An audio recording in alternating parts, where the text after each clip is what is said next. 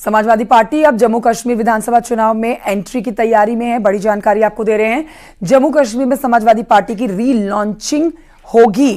3 दिन पहले ही प्रदेश अध्यक्ष बने जियालाल वर्मा ने उनके मुताबिक अखिलेश यादव ने पार्टी की लॉन्चिंग की सहमति दे दी है। जम्मू कश्मीर में 10 साल से समाजवादी पार्टी का कोई अध्यक्ष नहीं रहा है। समाजवादी पार्टी ने प्रदेश के पुराने कार्यकर्ताओं को बुलाया है।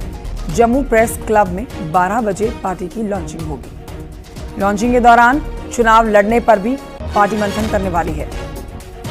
संगठन की जिम्मेदारी भी तय की जाएगी। मतलब आप ये कह सकते हैं कि अब जम्मू कश्मीर में 10 साल के बाद एक बार फिर से जोश हाई नजर आने वाला है समाजवादी पार्टी का। उत्तर प्रदेश में लोकसभा चुनाव में जो नतीजे और जो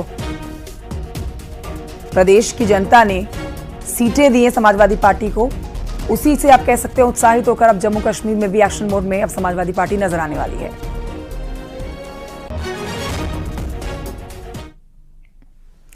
और आइए बढ़ते हैं आगे, आपको बताते हैं सोशल मीडिया पर आपत्तिजनक पोस्ट को लेकर सरकार सख्त हो गई है।